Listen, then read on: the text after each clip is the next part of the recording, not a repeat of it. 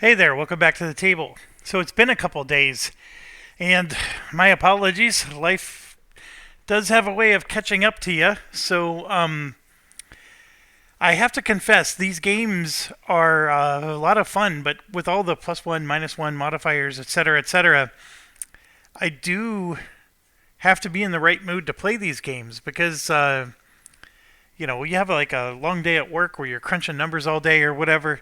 The last thing I want to do is crunch numbers in a board game. And yeah, I did have like one opportunity to do some recording, and I was like, nope.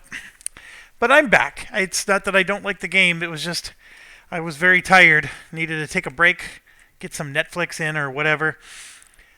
So we're ready to get started here. I did want to talk about how I read the rules for the carriers, and I have very mixed emotions about it.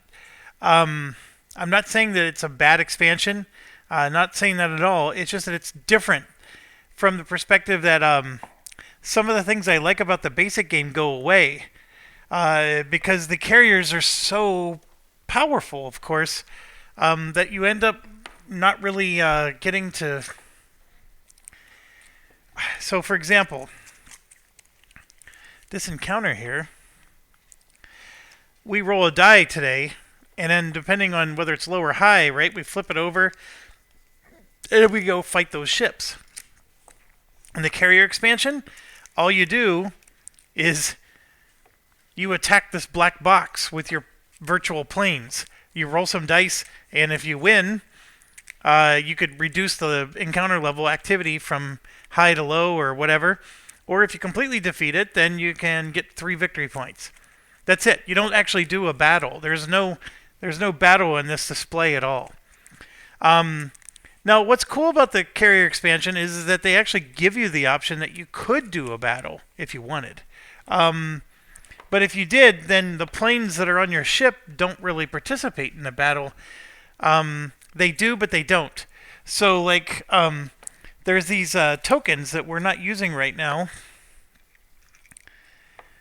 You know what? I still need to punch them because they're part of the carrier expansion. But it's a token that looks like this, and obviously this is a Russian token, but it'll say strike force. So you just have this like token that represents a strike force, and it goes out just like the helicopters do.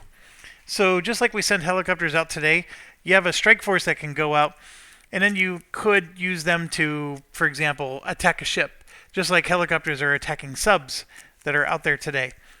All that's possible. It's just, and you can, do that as part of this, but you could completely like skip the encounter and just take some victory points because you used your planes to attack the encounter. So it's, like I said, very, very different in that regard. Obviously, the targets are going to be different because you're going to use a different campaign sheet. And, of course, some of those targets are going to involve enemy carriers. And all the battles are done not on here. And that's the other thing I was trying to explain is the battles are actually done on this sheet. So you put your target here, or the encounter card even, like what we were talking about. And then here's the enemy planes, and then here's where we put our planes. And then you have like an air defense track and a target hit track. So how many hits do you need to get on the target in order for you to succeed? So, your air escort will fight their cap, and then the strike attack could engage the cap, or it could engage the target, depending, they're a little bit more versatile. And then, of course, the attack ones are only meant to go after the target. So you're trying to, like, clear out the cap so the attack can... And then these, of course, will modify, their abilities, give us, change the defense of the enemy, etc. The entire battle is done on that sheet. It's not done here on this. So I don't know what I was expecting because, like, you might be wondering, well, Jeff, what were you thinking it would look like? And I don't know. I mean, I was very surprised when I read it to discover that it was that it's all like relegated there, and Yeah, I'm not saying I don't like it. I'm not. It just surprised me. I think that's the biggest thing is it surprised me because I really felt that the all the battles were going to be on this board. So with that being said, my desire to quit this campaign and go do a carrier one is actually lower now. Although I do think that the carrier still looks like a cool thing to try. Now, if you're wondering, so there's like, there's all kinds of factors. There's like replayability. If every single expansion used this, then the replayability wouldn't be all that great, now would it? The fact that the carrier expansion is so different means that you basically got 3 games in one. And now, granted, I had to buy the expansion. It didn't come with the base game, like with Hornet Leader, but so that part, I guess, is cool. You got 3 games in one. The other thing, I don't even know what happened with the cards, but there should be strike cards somewhere around here. I don't know where they went, but there are cards that represent strike forces, and yeah, I'd have to find those because that's a big part of the game, and of course, are they here with these? Nope. Ah, I see. 1 second. So these are the commanders. Some of them are carrier commanders. Some of them are sub. I think I might have them mixed together. Nope, these are the carrier ones, so that's good. I have a cup here where all these cards ended up in the cup. And there we go. The carrier air wings are right here. So when you buy a carrier, you get an air wing. So, for example, this air wing would have 2 fighters, 2 strike craft, 1 attack, AEW, which is your electronic countermeasure, EA, another electronic countermeasure, and then 2 anti-sub planes. And then, of course, they have an ASW focus as their primary skill. Like this one is like a strike crew. So this crew is all built to, attack. And so when you, and then here you got cap launch and, stuff like that. So when you buy a carrier, you're also getting one of these to go with it. And then you have to pay for each plane on the carrier. So when you buy them, the left number here is your full price. The right number is for replenishments because there's like it uses strength dots just like you would see in most war games. And then and then for the submarine game, you have sensor performance, and then we got some new target cards as well. And I think these might actually be for the carriers. My problem is I mixed them all up so much that now it's a big mess for me. I'm pretty sure those new target cards are carrier based. Anyways, like I said, it's pretty cool. And then you have, a new set of commanders here for Carrier Task Force. And one of the things I noticed is your carriers gain a lot of stress for launching, counterattacks, attacks. Like just launching your planes causes stress. And so here you could see a ship strike causes no stress. So like one of the things, if you guys are thinking of starting one, before I ever get a chance to record a playthrough of it, I would recommend looking at this type of captain. Just looking at the rules and how the stress works, it just seemed to me that your carriers are going to be stressed all the time. Your carriers, for example, so let's take this Forestal class, at warrior level has a cool value of 2. You gain 2 stress just from launching 1 strike. And then you can gain another 2 stress for launching another strike. So maybe 2 cool is all you need because as long as you just do 1 strike at a time. I don't know. You could tell that they do absorb a lot of stress before they get shaken, which is important because I can't imagine a carrier that couldn't take a lot of stress given the fact that their stress is a very big deal in this game. So if you can take a commander that doesn't cost you any stress, that's what I would recommend. It seems like that's the way, the path, if you will, of how to do the carriers. And my initial impression was that that would be the best thing to do. Okay, I'm done shuffling, so now we can get back to regular business here. Okay, I read some viewer comments, and I think for the most part we're getting the rules right now. The ship is getting corrected. This thing is causing a lot of debate about whether or not he has to be a screen or not. I think from a thematic point of view, he does not need to be a screen, but from a rules purist point of view, that is what the rulebook says. So we're keeping him as a screen for now. I can tell you that Dean is still responding, but he's exhausted. I think these new releases are rough on developers because he's trying to respond to everybody. And I've definitely been selfish and contacted him a lot. So for the most part, I think we're good to go. And I think everybody agrees that we need to store up some SO points and save them because there is this rule where if I roll a 9 or a 10, all of my warrior ships are going to, not all of them, but for each ship that I roll a 9 or a 10, they leave. Now, what I don't know is, like for example, if I lose my Ticonderoga and it leaves, can I just go buy it again and now it's a noob? Right? Does it just... Because there's not that many Ticonderogas to even purchase in the game. There's only 2, in fact. So if I lose this one, can I just go back and buy him again and just pretend like it's a new class of ship, right? Yeah, my warrior guy got shipped off, and now I'm going to go get a new ship, and it just so happens to have the same name, but, the Lady Gulf, but... That's I'd have to buy skills for it again and level it up again. I mean, that's where my thoughts are, is that I do believe I should be at least allowed to buy a ship again. Or am I restricted to, I have to just go with whatever other ships are left in the pool?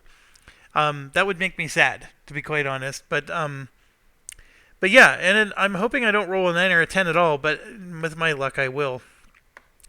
I wasn't expecting to hit veteran so quickly, but there's a lot of missions, a lot of encounters. And if you remember from the last video, I had to remind myself, this particular one is going a long way. We have to go all the way to the end, and it's a red target, so we're going to score a crap ton of victory points if we can pull this off. And I have no reason to believe that we can't pull this off. So let's get cracking. All right, I am knocking stuff over with my camera when I bring it over here, but obviously our first move is to go here, and there is no enemy TF, and I'm going to go ahead and take a stress on the Lady Gulf to grab those RGM 84s from our support ship. So let me go grab a stress for him.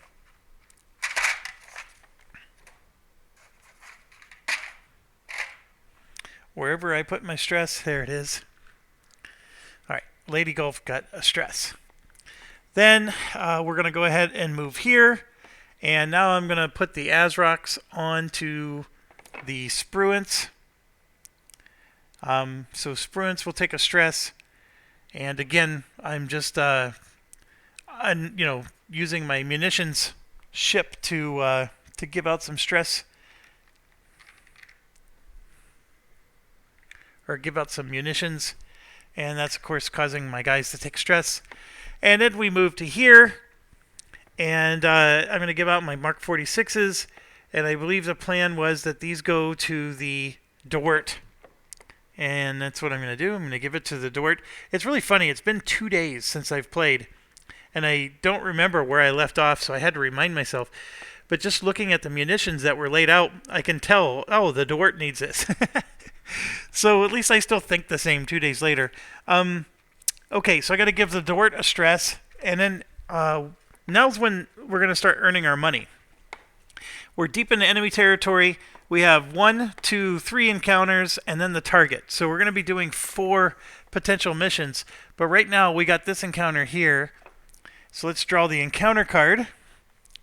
And it is submarines, potentially. So, what did I do with my dice? Oh, here's one.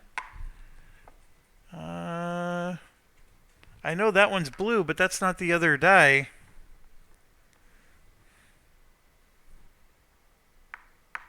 Maybe it is. Yeah, I've only had 4. Okay, there it is. All right, so let's roll. I rolled a 7. So we're definitely getting high level activity, which is we're going to get 2 subs instead of 1, and we get 1 SO point for each sub, which I will never complain about, ever, ever, ever. So 1. And I'm sure the sub here it is 2. Okay, they're both random, so we got to grab these random tokens. There's one of them. And then here's the other one. Okay, so this one, whoops. And, oh, we got a star, so we have to do the mission. In case we were ever thinking of not doing the mission.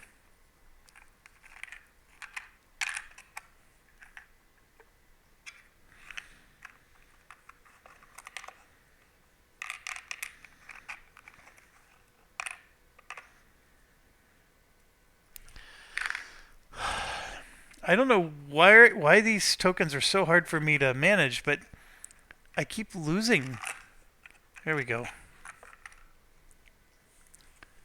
I couldn't find my enemy sub 1 or 2. So it's going to look like that.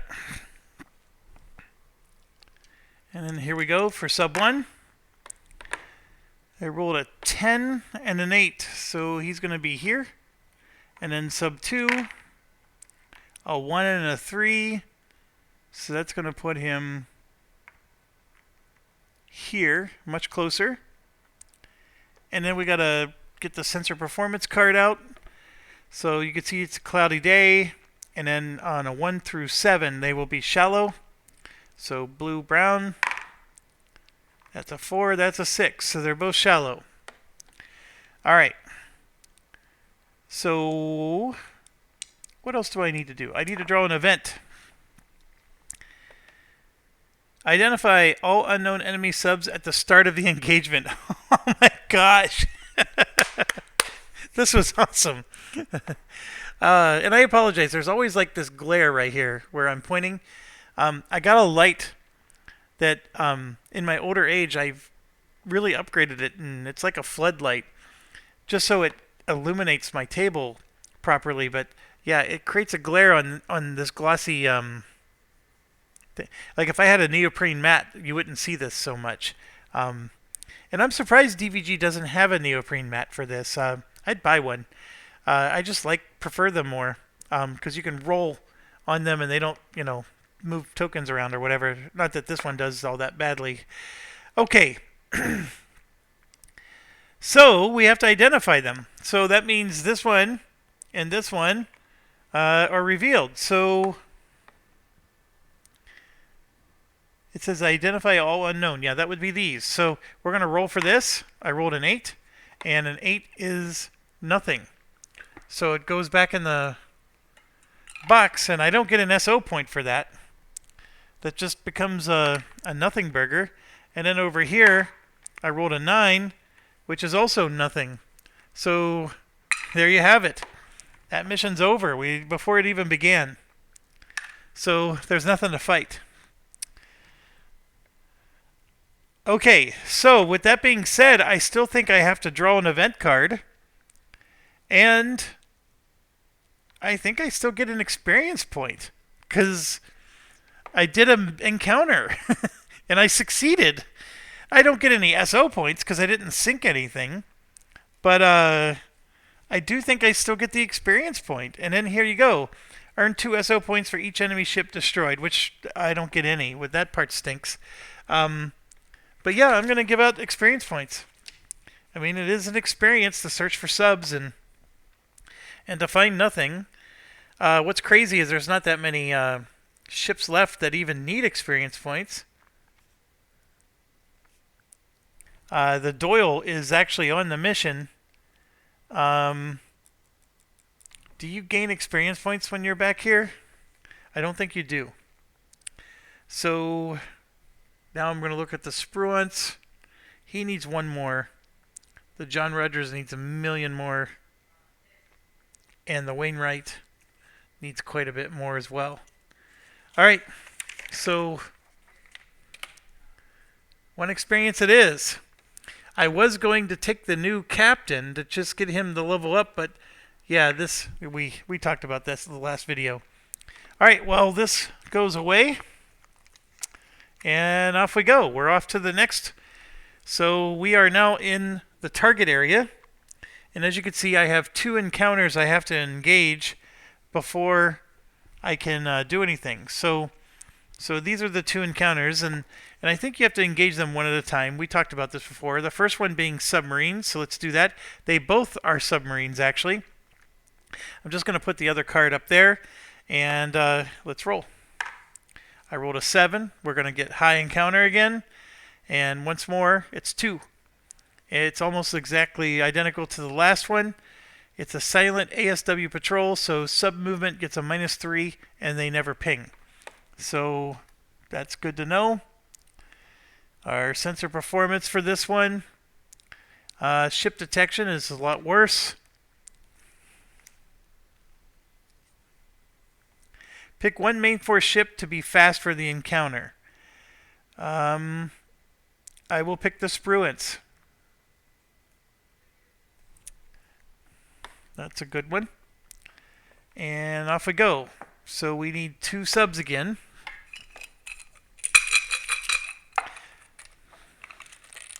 It took longer to set up that last mission than it did to resolve it. Alright, we got that. I have not lost these tokens yet, which is good. Alright, so enemy sub 1, enemy sub 2. Roll for 1. So 9, 5. Puts it back here. And then for 2, a 9, 4. They are both in the same location. Way out back there. Alright, and then for how deep they are. Sub 2 is deep.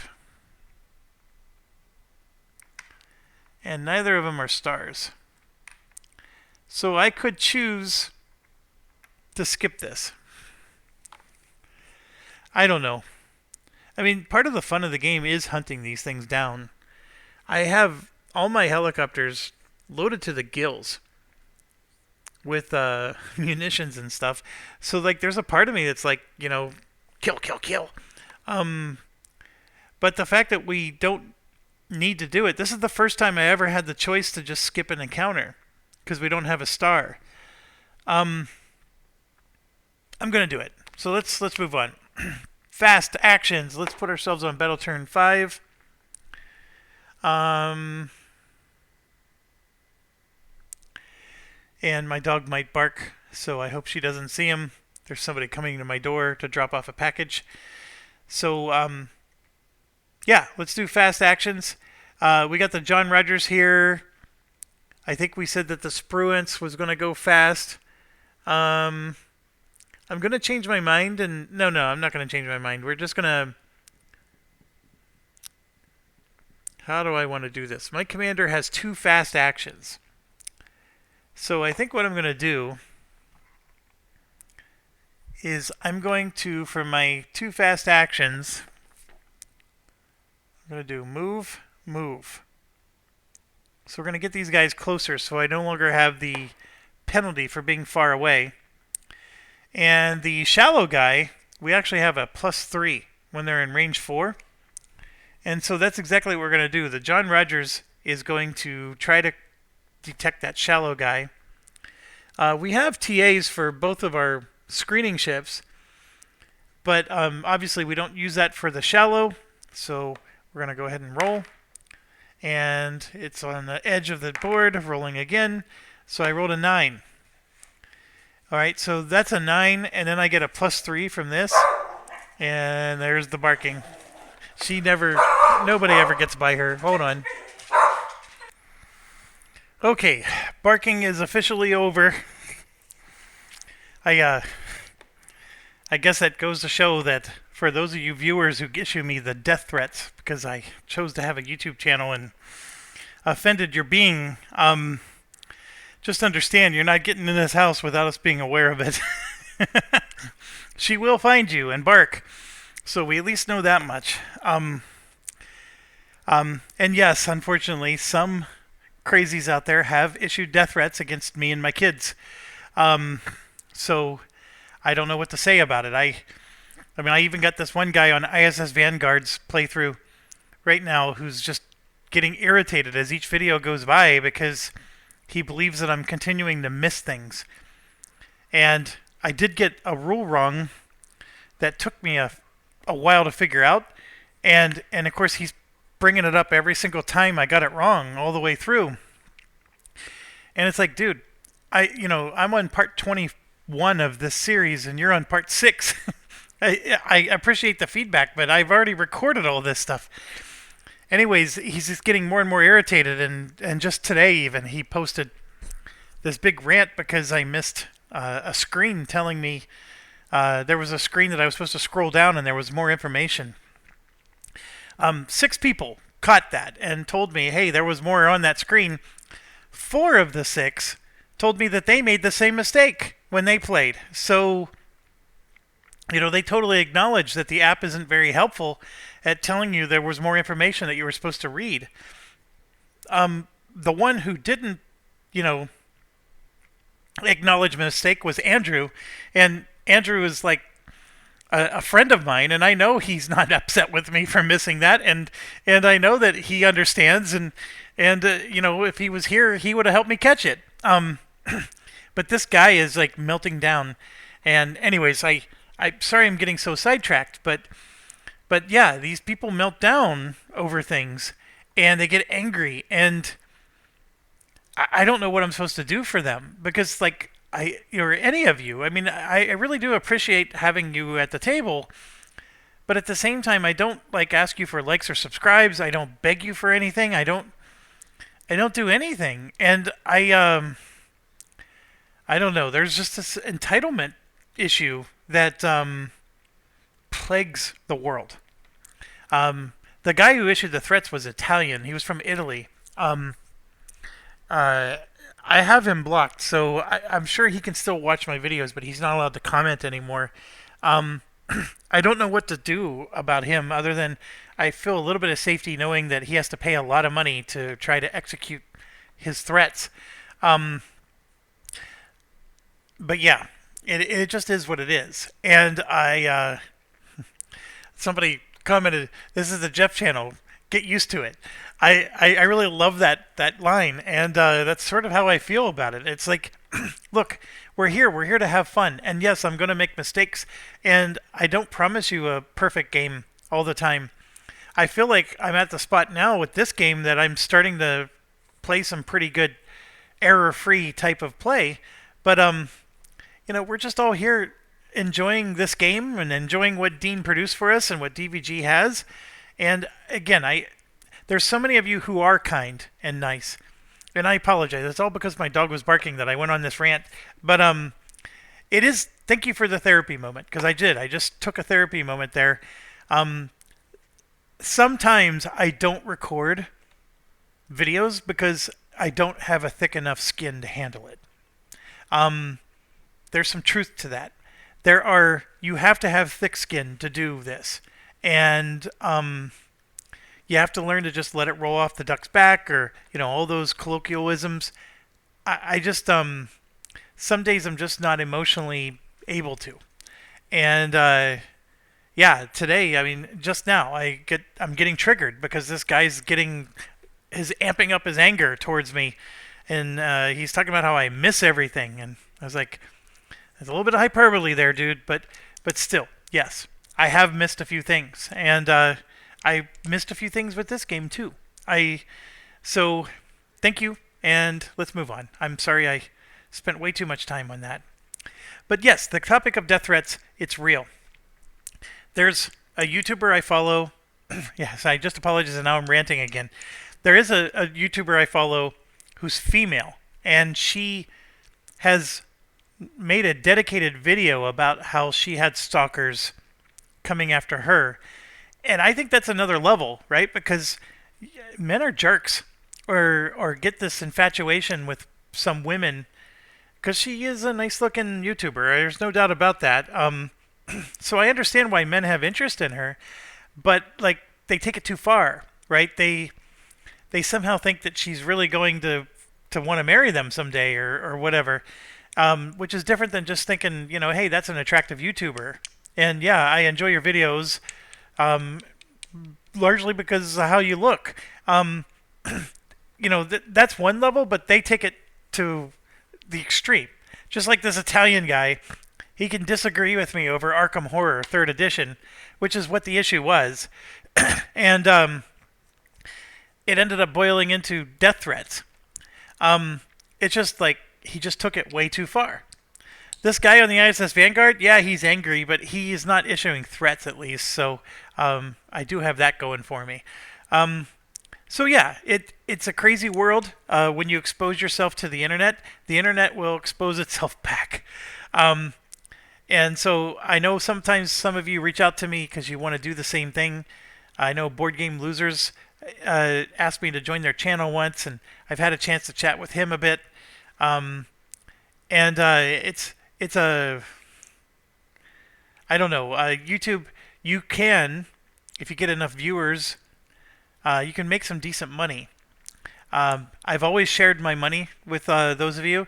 I make about 200 to 300 bucks a year on my videos.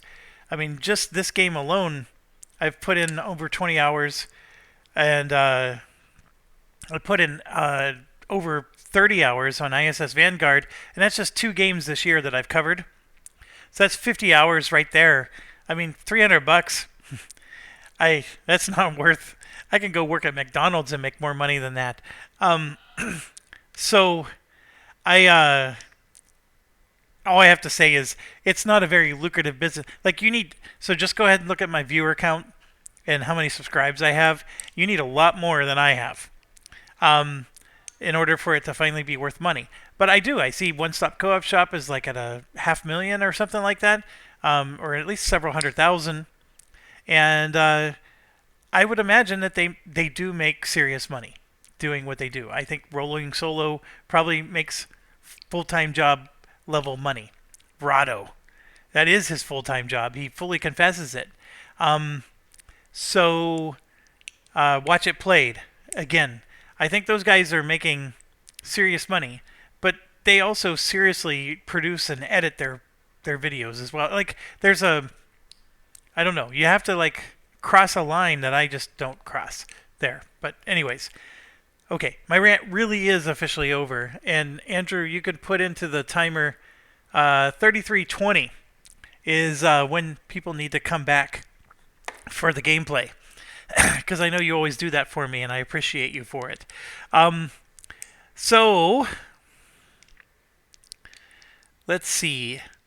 We are going to That's right. I was going to detect this guy because he's shallow, and I rolled a 9. That's what it was.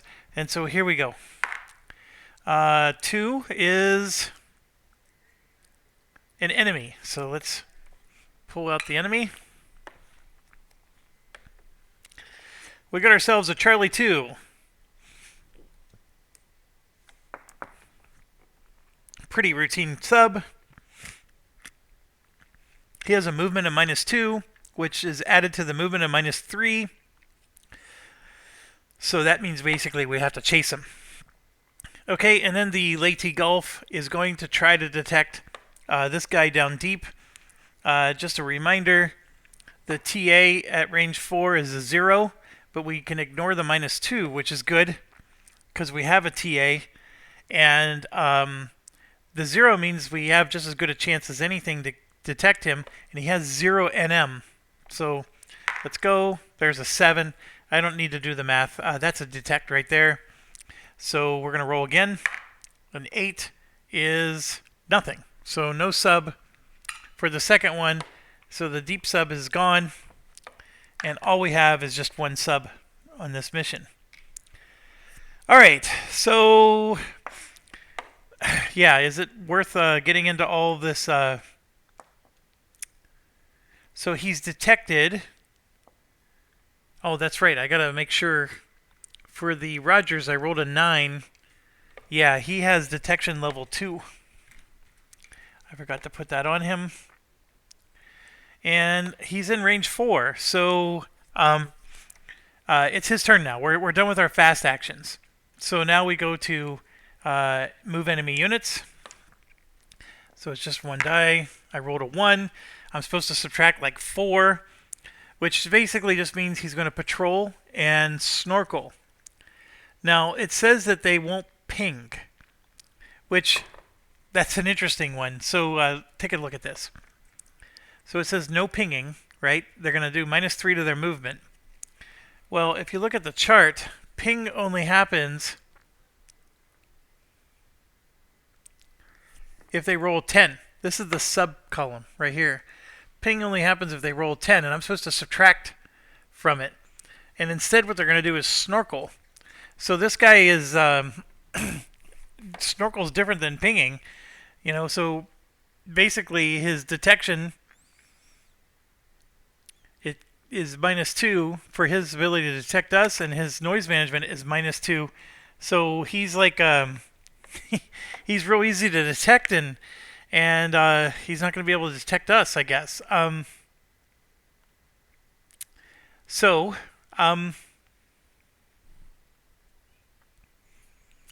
It is what it is. So he does that, and then he's going to try to detect one of us. So let's just roll, see what he gets. I rolled a 1. He's not detecting anything. So now it's our turn, and rather than launching the helicopter, which is what my original plan was, I'm just going to launch 2 Azrocs. Oh no, those are range 3. So I have 1 slow movement, so I'm going to just move towards them, and then we're going to launch 2. I need 2 hits on them. And so that's a 4, and this is a 6. And all right, so let's do the 4. We know the 6 is going to hit if the 4 hits. I need a 7, as you can see.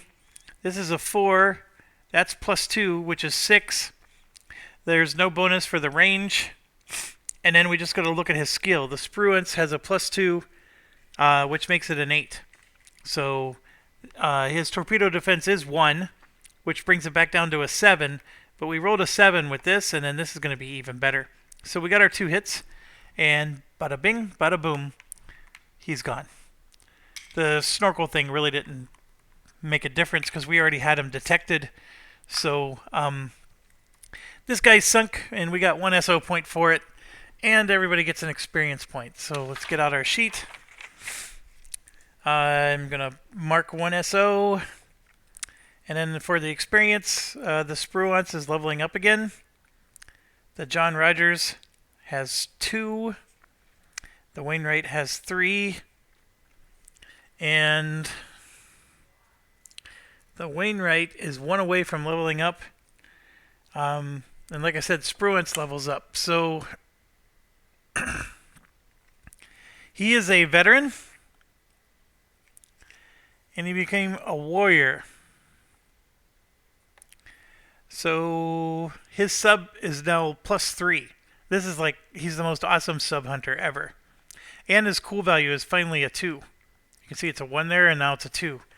So his cool is actually better than where he's located.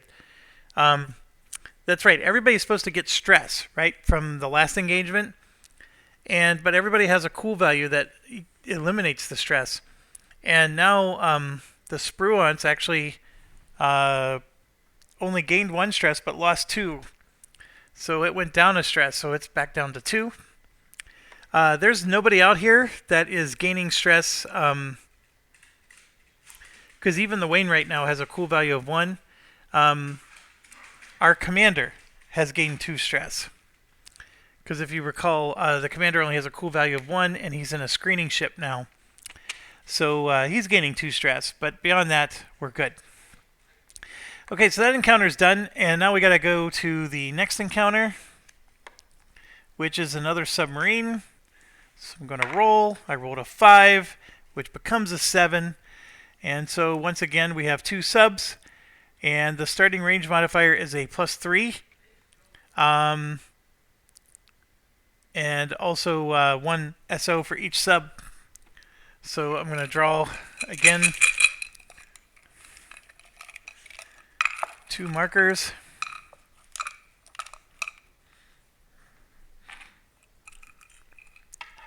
We did draw a star. In fact, we drew 2 stars. So once again, we got to go get to work. And so for the first one, 8-1, we now have to add a +3 to the range, which is a 10. So basically it just means he starts back here. And then this other one, 3 + 3 is 6, so he's going to be at range 5, so he'll be here. So they're going to start further back. Okay, same deal as before. We just got a murder, death, kill. We're going to start off with... I forgot the event card at the end of the last encounter. So let's do that. No search or aircraft attacks on the task force the next mission turn.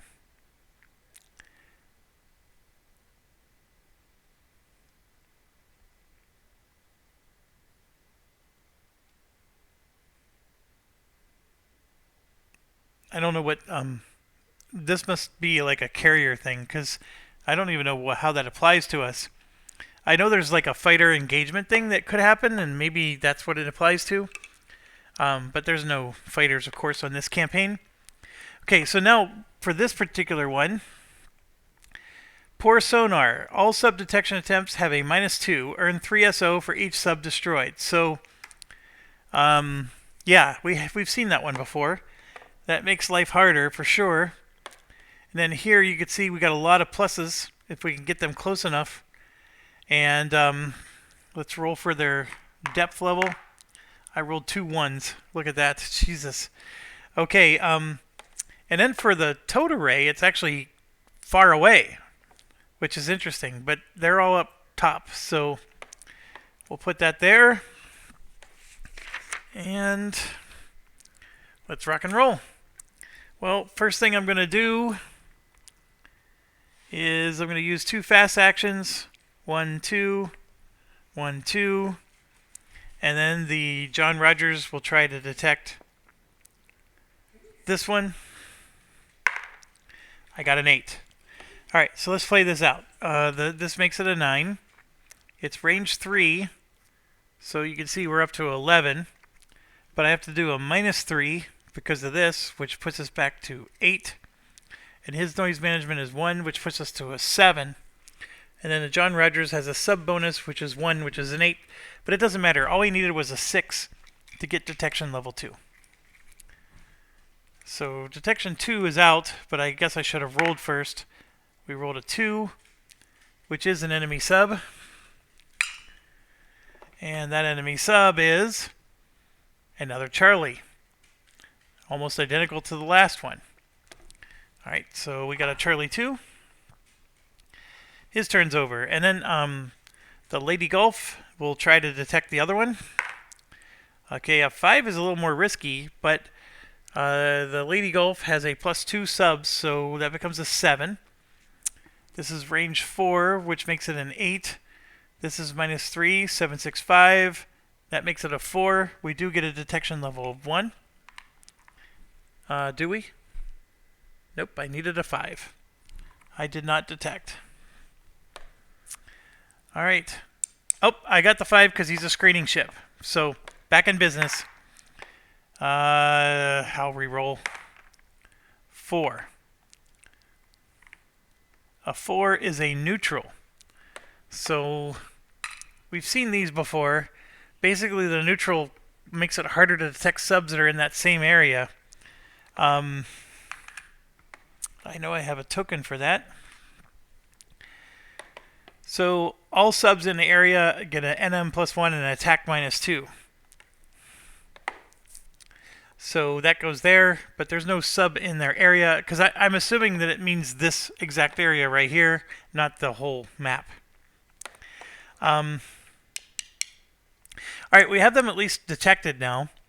Now it's their turn to move, so we're going to move this guy. 4. His movement is +2, which makes it a 6. And he's moving in.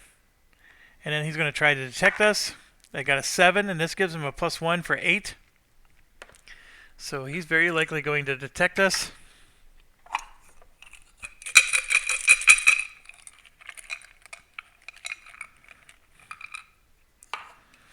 I got Task Force Ship 7. Alright, so their noise management is +1 in the back, because Task Force 7 is our ammunition ship. And then his card has a noise management of 2 written on it. So that's 2 plus 1 for being back here is 3. So we said this was a 7, and then 8 because of the range, minus 3 is 5.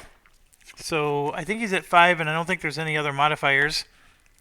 And out of 5, for detecting a surface ship, he needs a 6. You can see that right here.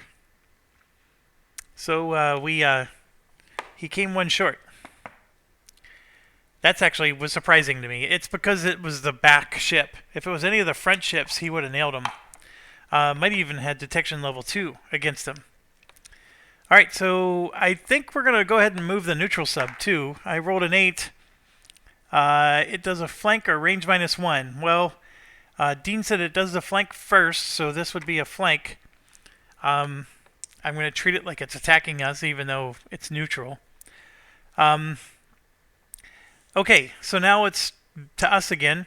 With this thing being range 2 and having a detection level of 2, we can light them up. So the Dort's going to go first, and the Dort's going to just go ahead and launch 2 Mark 46s. And off we go. We got a 4 and an 8. This 8 for sure is going to hit. It does have 2 hit points. Let's see if the 4 hits. The Dort has a +2 against subs, so this 4 becomes a 6, 7, 8. And then he has a torpedo of 1, which puts it back to 7. Yeah, he's toast. We're making it look easy now. We're cakewalking these guys. So we got really good stuff going on here. So I'm going to give ourselves an SO point for sinking him. We got to give out stress, so the commander is going to get 1 more. He's up to 3. Everybody else is okay. Actually, the Spruance reduces his stress by 1. We got to do our event card and then experience points. Pick a ship that contributed to the encounter and give it +4.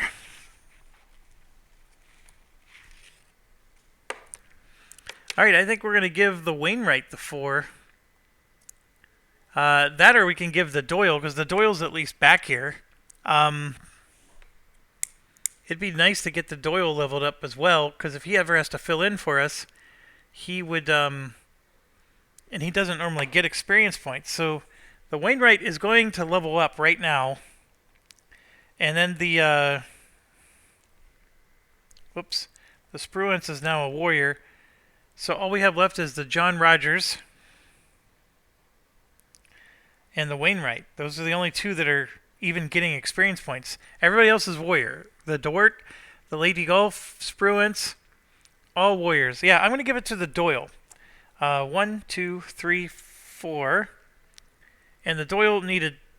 Let's look at the Doyle here. He needed 2 to level up. So we blew past that. And then he became... So you can see he's green. And then he became average. So he got a little bit better down here. So that was 2, and then there's 3 more for 5, so he's blowing past that, and now he's skilled. There you go. He is now skilled, so he's got some +1s, and those numbers are better. Not bad for a ship that's just sitting in the rear. So I'm going to cross off his experience points, and he's now skilled. And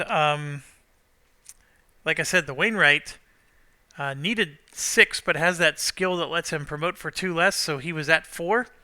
So his skilled. He's going to become a veteran. And you can see he now has +2 against ships, which is good for him.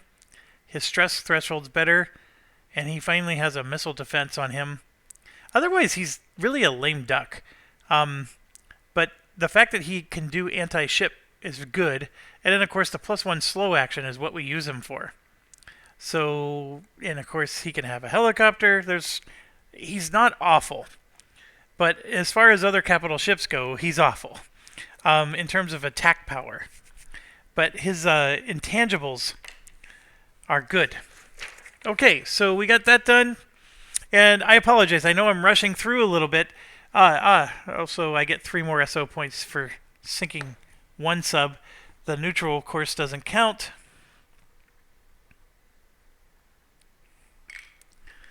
So I'm going to give myself 3 more.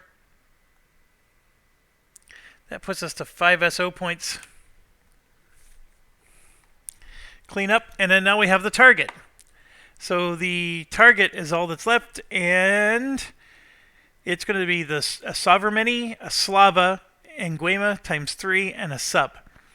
All right, so the sub, as you know, is going to be random.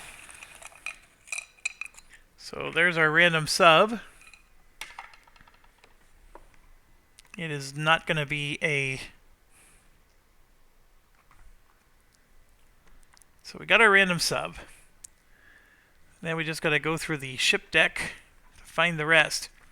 So we need a Sovereignty, Slava, and Nguema ×3. Sovereignty is the very first one we found, so we got him. And there's our Slava. So now we just need the 3 Nguemas. There's 1, 2. Oh, there's 4 actually in the game, but 3 is all we needed. All right, get these laid out.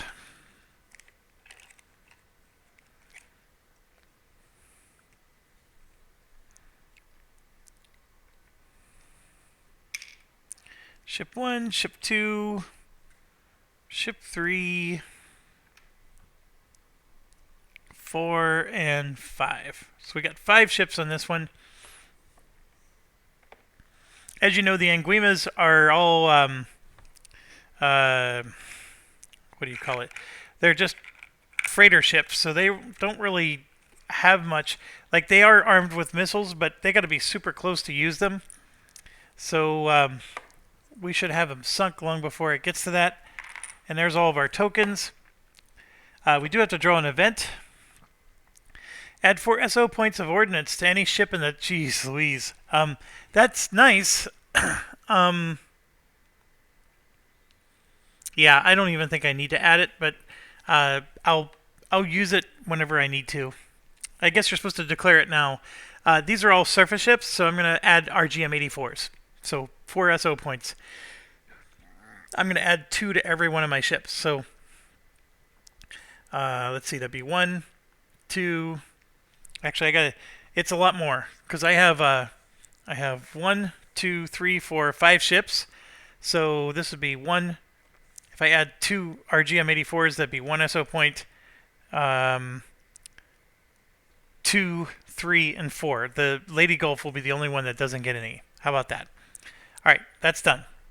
All right, let's get these ships and everything out here. Ship 1. They're both in the crease. 10-4, good buddy. All right. Ship 1. A 10 puts him at range 6. He's a star, so he's out here. And just to reorient the camera, then ship 2, I rolled a 1, 5.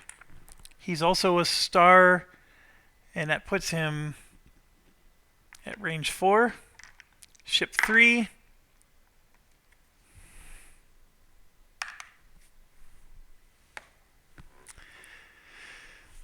is a 10-7. So that puts him here. Ship 4 is a 6-7. Oh, by the way, the placement for the Sovereignty was a -2, and I rolled a 10, so he would have been reduced to an 8. He still would have been range 6. For the Slava, it was +1. That wouldn't have changed things for him. Actually, it would have. He would have moved out to here, so he's now range 5.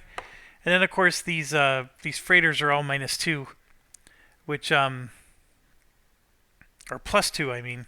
Oh no, this one would have been a +1. Yeah, he stays right where he's at.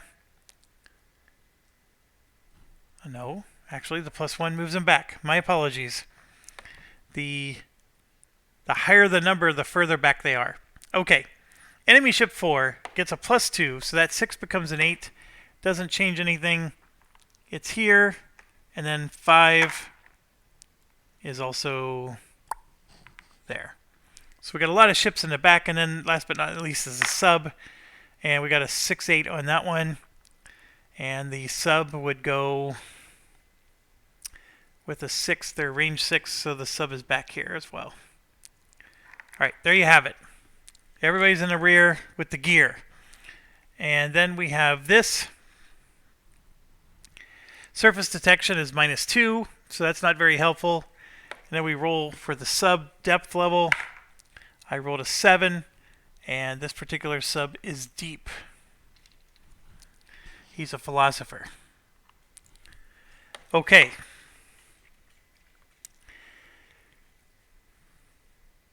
We already drew the event. We're ready to go. Fast. Fight. All right, we have a lot of stuff to detect. We get a -2 for surface detection. We also get another -2 because of the range. I do get a +1 for screening, and I'm getting +2 for my skills. So I can counteract their surface detection penalties. Like, I can balance it out so it comes basically back to 0. Obviously, if they were closer, then I can detect them a lot easier. So my issue is if I try to move towards them, there's just a lot of them. Now, granted, only 2 surface ships and a sub are a real concern at the moment because, you know, there's 3 freighters that I don't need to necessarily concern myself over. Those 3 freighters could still try to detect us. And same with their surface ships. So with them being 6 away from us, their ability to detect us is also hindered. So basically all I'm trying to say is I think I'm going to take a shot and just do it from here. So the Leyte Gulf has a +3 ship skill.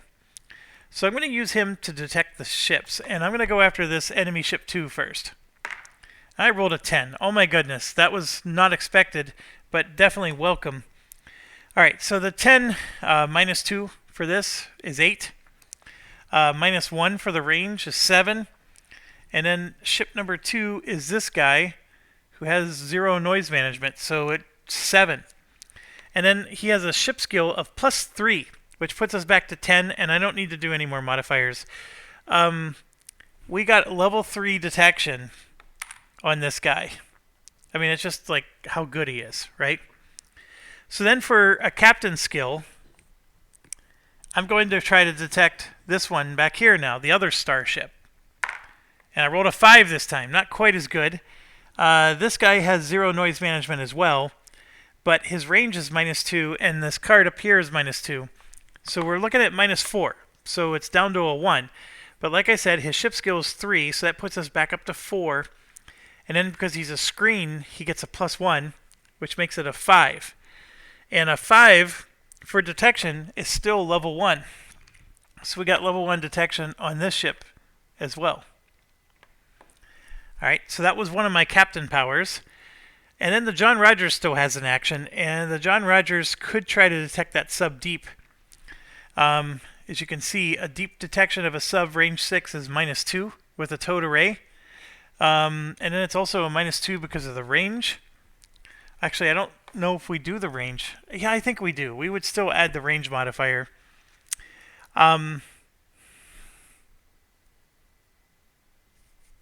A -4 is pretty hefty for him. He gets a +1 because of his sub, and a +1 because he's screening. So I'm just going to take 2 of those RGM-84s, and we're going to try to hit him. Alright, so I rolled a 1 and a 5. Let me get out the RGM-84s here. I didn't bother getting those 4 free SO.1s, but let me just grab some other ones. As you can see, you need a 6 to hit. Oh, they're only range 4. Never mind. You can't shoot those. We can't shoot those. So this was null and void. They're only range 4. So he has no choice but to try to detect something. He has a +2 against ships, so we could just try to detect a ship. You know what? I'm going to try to further detect ship number 1. And so I rolled a 5. As we determined, it's a -4, which becomes a 1. I don't think this is going to come out any better. I get a +2 to the ship. That makes it a 3, +1, which makes it a 4. And then I get another +1 because he has a DM here. But all that does is get me back to 5, which is just a level 1 detect. So his action didn't accomplish much. And then we got one more captain action. Now I could try to move the ships closer, but I'm still not going to do it. I got a +3 detection with the Spruance, so we're going to try to detect that sub with the Spruance. I rolled a 9. That's excellent. So as you know, the environment was -2. This is -2, so that's -4. But the Spruance gets a +3, and then it just becomes basically a -1. So that 9 turns into an 8. And then the Spruance detects level 2 at a 6. So we were well within our range.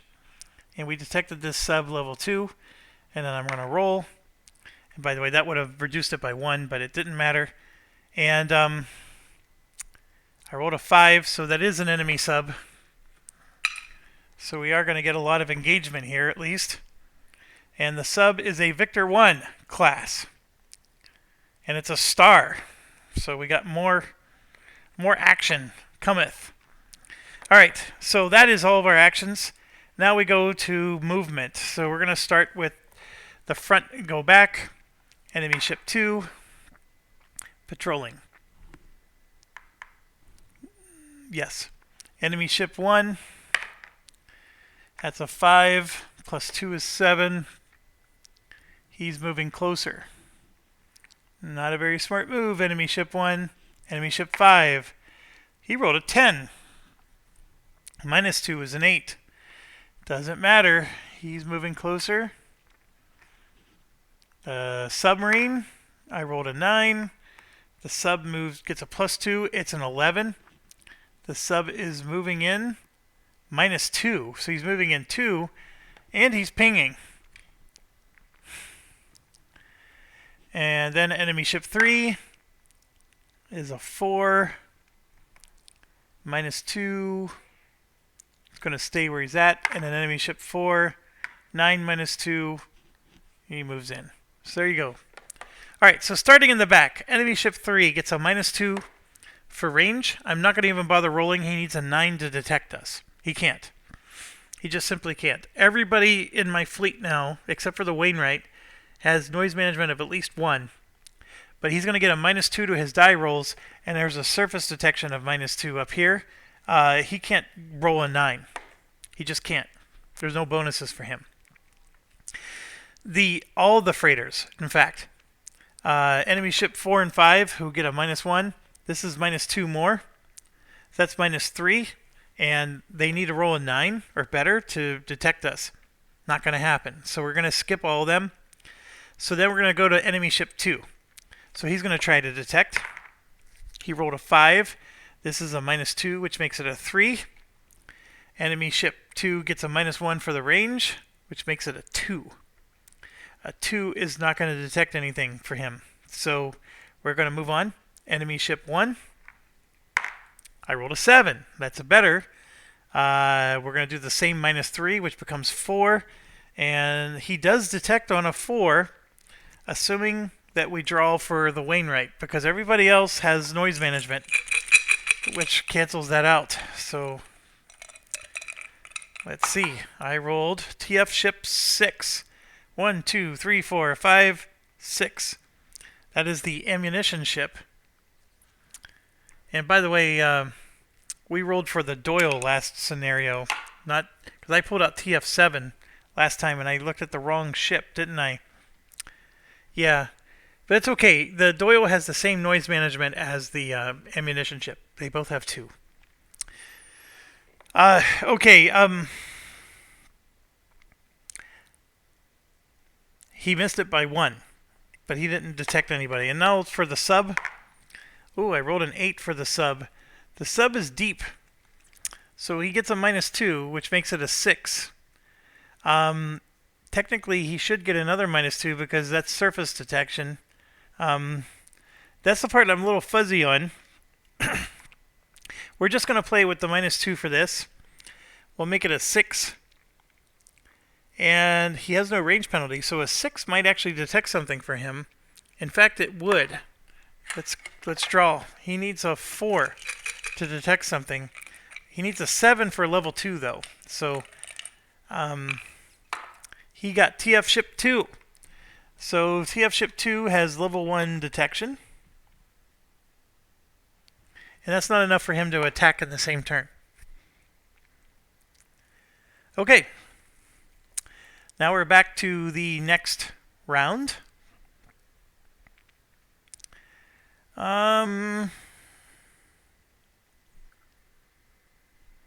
Action 1.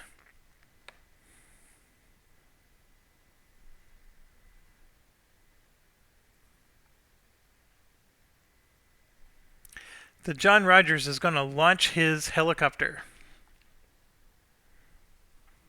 Here. That's 1 action. Then this is 2, 3, and then 4 is shoot. He's going to shoot that sub with 2 Mark 46s. And we got a 10, which is a guaranteed hit, and an 8. So this sub is toast.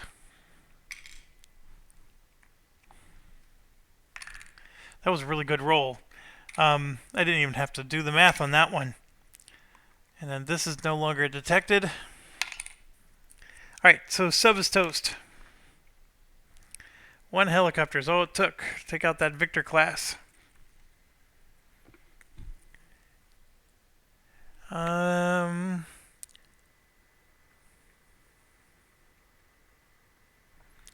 Yeah, okay, so helicopter's hovering here.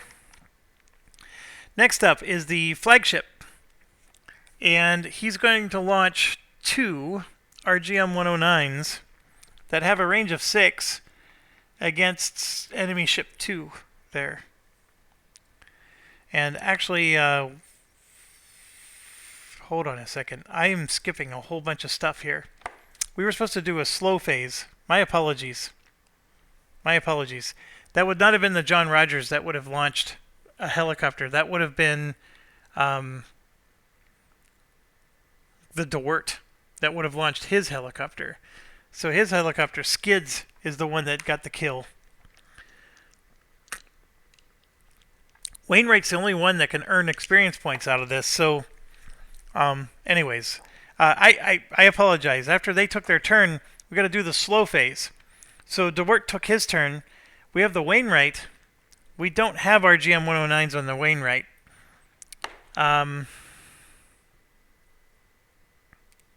He's got RGM 84s. He could try to do detection, and that's all he could try. But at this point, I am going to use the commander action and move everybody closer. Okay, so now everybody's range 4.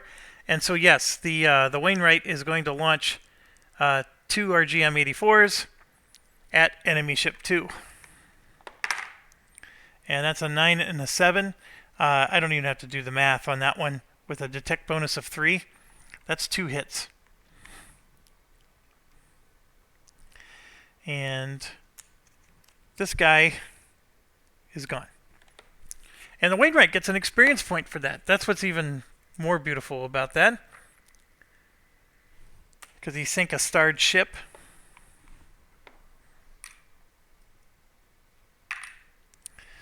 Alright, so 1's down. And then we have the Spruance, who actually gets a +3 against subs, which doesn't do him any good right now. He'll launch 2 RGM-84s, and he's going to launch them at enemy ship 1. And there's a 10, which is a guaranteed hit, and enemy ship 1 only has 1 hit point. So Spruance just sank that one. And all that's left are the 3 cargo ships. All their protection is gone. Now we're at the end. We evaluate our encounter. I'm sorry, we decrease the detection, and then we go to the next steps. Okay, I am not leaving. We of course have to sink these guys. I don't have them detected, but what I'm going to do is, for our turn, I am going to move twice towards them. So these guys are a lot closer now. And then I'm going to use the John Rogers to detect enemy ship 4. Yeah, let's do that. You know what? Nope. I'm going to just do... I'm just going to launch RGM-84s in search mode. 2 of them. I'm going to launch it right down this line here. So it's going to hit all these targets in these 2 azimuths. So he can launch 2. And remember, the second one gets a +1 for hitting. But I don't think they get a +1 for the search. So I'm going to launch 2 of them. And we're going to start with this one. So I rolled a 10. So the second one detected him. And then it's going to attack.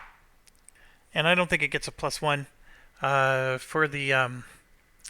because I don't think I'm swarming since they're in search mode. But anyways, 5. The John Rogers gets a +2 against ships, so it becomes a 7. And these guys have no missile defense, so this thing is destroyed without even having to detect it. So ship 4, Anguima, is gone. And then the other one that's still left is going to search here. And he detects him, and he rolled a 4. We add 2 for the ship skill, that becomes 6. The range makes it a 7, and he has no torpedo defense, so this ship is also destroyed. So ship 5, Anguima number 2, or number 3, is also gone. And then we're going to go to the flagship, the Leyte Gulf, who has VLS on RGM 109s. And does not have VLS for RGM-84, but I'm going to VLS search. So 4 RGM-109s after this ship. Here's 2 of them. There's a 9 and an 8. They both detected him. And there's a 7 and an 8. They both destroy him. So I overkilled this sucker like there was no tomorrow. If you get the sense that I rushed through this, I sort of did. I think a big frame of mind I have is that I'm ready for the next campaign in this Link campaign. This is an easy campaign that we're on, and I think I'm showing that it is easy once you figure it out. We're not being challenged in any way here. So that's sort of where my mindset is. And the only thing that is remotely... like why you would want to keep playing it out is, for example, the Wainwright just got 2 experience points for that. And my commander did get another stress, so I'm at 4 stress with him. The Wainwright is at 3 experience points, and he needs 7 to become a warrior. He's already a veteran. Granted, that 2 less experience points to promote skill was very valuable for him. Alright, so stress is handed out. That's done. Let's do the event. If the command ship suffered a hit during the mission, roll a die to see if the commander was killed. We did not suffer a hit, so we're good to go there. And that's it. We do have here 1 VP for sinking cargo ships during a random encounter. So I do have all of our random encounters logged here, and all of our random encounters were against subs, so we ended up not getting any VP for that. So that stinks. But we do get 6 plus 5 because it was a red target. So we're going to get 11 VPs for that. And there is no war category, so we don't move that. But 11 victory points is earned. And we got 5 SOs, so that puts us to 26 at the end of... So here we go. We earned 5 SO points. So we went into this mission with 21. We earned 5. We're at 26. We destroyed the target. We have 10, 4, 7, and 11. So this is 21, 28, and 4 is 32. We're at 32 victory points so far. And if you come over here, you need... At 32 victory points, you can see we have a good rating, and we need a great of 36. This is 6 targets. We are at 1, 2, 3, 4. So I have 2 more targets I need to do to get the 36. We're completely rocking it here. One of the reasons to play the missions is because I need to earn the SO points. I'm going to earn 22 more. So I am going to spend 10 for the rest of... Well, if I do rest and recovery, that's allowing me to... You know what? I don't have to decide yet. Let's get back and let's draw the target for the next mission. So we got this one, which is a 13. That is... 13 is a very short mission. You can see it's the second rank right there. It is a decent enemy force. That's 6 victory points, which is enough to give us the great rating. So we don't even have to worry about that. It would reduce the activity level by 1 and the task force level by 1. So both of these would be very valuable. And then, yes, that is still extremely hard to read. That is an AD -1. That's, of course, for just the carriers. And by the way, this means air defense. And intercept an enemy ASW task force, destroy all surface ships. So we wouldn't have to kill the sub. Alright, so here's where I would have to decide, okay, what am I going to do? I could choose to take the other commander, for example. And if I do, I don't even have to do a priority R&R, and that saves me 10 SO points. The other commander, though, doesn't give me the ammunition ship. So I'm going to be spending extra SO points for that. This commander that I currently have gets me 4 free SO points in ordnance just because he's awesome. So I am giving up a lot, but I can at least get my other commander leveled up a little bit. I don't know how important that is. I guess it's important if you're ever planning to have your commander die. And since my commander keeps having to go into the flagship, actually what I could do is I could actually change his flagship to the Wainwright. I don't need to make the Lady Gulf the flagship anymore. And then that would prevent my commander from gaining stress, because he has a cool value of 1. So he just doesn't need to be up front. Yeah, I can do that. A flagship is just any capital ship. So I don't know why I didn't think of that earlier. So now there's no reason at all to take the new commander. I will do a priority R&R just to get rid of all the stress from all my helicopters and ships. It is all completely 100% gone. And yes, we will take this target because that target will help us. And the target number is 13. So here we go. We spent 10.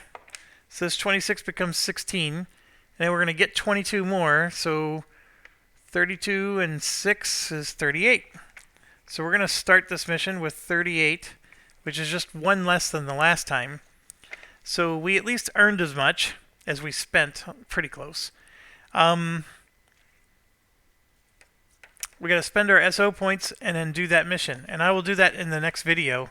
I very much want to just go to the next campaign. Like, I can't tell you enough how much I want to do that. I don't know how to simulate earning experience SO points. So, like, I know I don't have to go as deep this time, so I'm not going to spend as many SO points as last time. I mean, we only have to go from here to there. That's it. So the reason I spent so many is because I knew I was going to have to encounter all 4 of these, all the 3 encounters plus the mission. because I'm getting free SO points out the yin yang and the support ship carries stuff, I don't necessarily need to take much. I don't have to decide that now. I'll decide that later. But anyways, it's not that I'm not enjoying this. I'm just anxious to get to the next one. It is getting a little easy. I feel like I'm just going through the motions. And I'm ready for something harder now. So that's why I'm concerned, and it's only for that. It's not because I'm bored, or I guess I'm getting a little bored because it's easy. Like if the whole game was this easy, I would not be as excited about it, but I know that it's going to get harder, and I just want to see how the challenge ramps up, right? Because I haven't experienced harder yet. I just don't know how to simulate. Like if I were to skip, because I know for sure I'm going to get a great rating. That's not the issue. I know for sure I'm going to sink these guys. Again, not the issue. But how do I simulate how many SO points I'm going to spend versus earn, and then experience points? I don't know how. So let me think about that and how I want to resolve that. Also, I got to go eat dinner. So there's a lot of stuff that I can think about while I'm chewing. And we're doing great. And just to give you a reminder, mission number 2 is this guy. We're going to be escorting convoys across the Atlantic Ocean. So you can see we're actually leaving New England here, or was that Newfoundland, and then our targets are going to just be escorting convoys over to Great Britain, and then of course there's a red target here and a red target there. Now this one can only use destroyers and frigates, so our capital ships are going to go away. But we got the Doyle here. So that's another thing too, is maybe I can get the Doyle leveled up so that way he can fill in, right? Because he'll be able to go on missions with us since it's only destroyers and frigates on this next one. So yeah, there's some things to consider there. And, how many task forces are there? You can see there's potential for 4 in the beginning. But we got one more thing here. This says that if we get a great evaluation, add Task Force 2 and Act 2 to the next campaign. And for a good evaluation, TF1 and Act 1.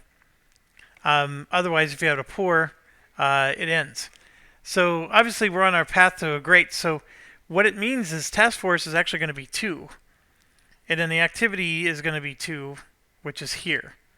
So Task Force is going to be really low. And then it says add Task Force 1 if you get a good evaluation. Maybe he's trying to tell us to add 2. I don't even know what TF2 versus TF1. I'm assuming he means like, so if we start at 4, we're going to make it a 6? Oh gosh. He's actually making it harder.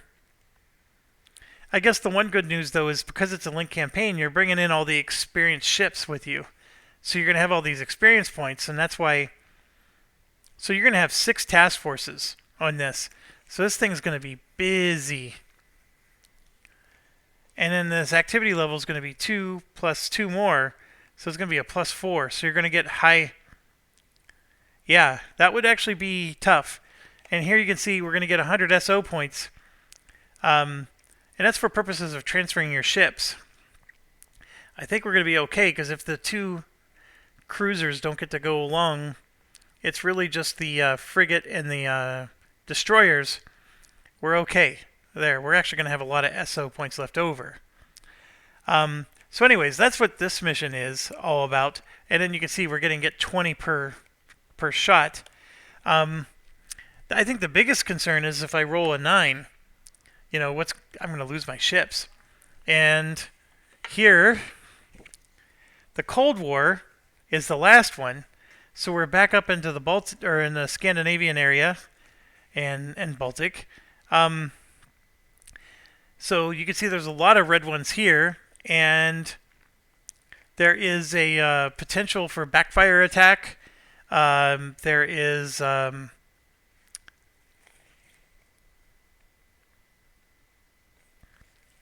there's an actual war track this time, and then of course it's saying to add 2 more here and here again if we were to succeed, and then also our cruisers can come back, so we can bring the Ticonderoga or whatever back. So that's the Link campaign. That obviously we haven't finished this first one, but that's how much more there is, and that's a lot of hours to get through all of that. And I don't like, as much as my heart wants to, my mind is like, that's a lot of playthrough. And I really do want to try the carriers and stuff. So I don't know. I might just, come back and say, okay, you've seen how this plays. Let's go do something else. I might do that too. I don't know. I know Dean specifically asked. He wanted to know how the Link campaign felt. My first and only response right now, Dean, is that it's long. And if you're adding 2 extra task forces for my great rating, that means it's going to be even longer because I'm going to have more and more battles going forward. The thing with more and more battles, if you want to think about it this way, is you're actually going to get more SO points because we're earning a lot of SO points from these random encounters. That's the one thing that's shocking about this game, and it's a pleasant shock. Like I'm surprised by it, but I'm happy with it. Like I like the fact that I'm earning SO points on these random encounters, and then of course you get some victory points or experience points. As well, and there's no complaints. I really enjoy that. And when you're adding more task forces, enemy task forces, I'm talking about, yeah, you're gonna you add more enemy task forces, then it just means I'm gonna get more. I'm going to get more experience points because now I have an extra experience point for each task force, and I'm going to get more SO points for sinking them. So, but your ordnance, you need a lot more ordnance to get through all that, and we already got the commander for the job right there. That commander is, I don't care what the other ones are. That's the only one you should pick every time. Obviously, if you want to challenge, then randomize it, and then just cry when you don't pick him. And they do give us the tokens, by the way. Look at all these extra task force tokens. So if we had 4, because there's 3 right now, this would be the 4th one. And then you could see that we could grab 2 more, no problem. I know they have A, B, C, and D on them. I don't really do that very well. But yeah, so it's an interesting, my thoughts are contemplating a lot of interesting tangents here. I am constantly tempted with, I want to play carriers, and I still feel that way. So I know I opened up this video saying that I was actually lessening my view on carriers, but after doing this, and I'm thinking of going back. So I have, as far as warriors go, I have 1, 2, 3, 4 of them right now. I have 4 warriors. Nope, John Rogers is not a warrior yet. I should be giving him experience points. So he should have gotten 2. Yeah, he's going to be a warrior very next mission. John Rogers will level up. So I have, once he becomes a warrior, I have 4 warriors. So this is just what it's going to be like. There's a 9. So one of the 4 would be leaving me. And thank God I didn't tell you which one was which. That's what I'm so nervous about. Like, there's another 9. I did it again. Britney Spears, go away. There's a 10. She's back. Although she really should be free from her dad. There's a 10. It happened again. Every time I'm losing at least 1. There you go. I get to keep all 4 there. I'm losing 2 of them. Ugh. I'm just rolling really well. Bring back those days where I'm rolling, nothing but 1s. Just for that 1 roll, of course. So yeah, it's scary. And I guess that's why you hold up the SO points. And to be quite honest, leveling up your ships is half the fun. And going into the next campaign with nothing but warrior ships, it actually does diminish the fun of this game. I think somebody commented on the very first video of this series that DVG games are pointless and dumb, and that like GMT does it better.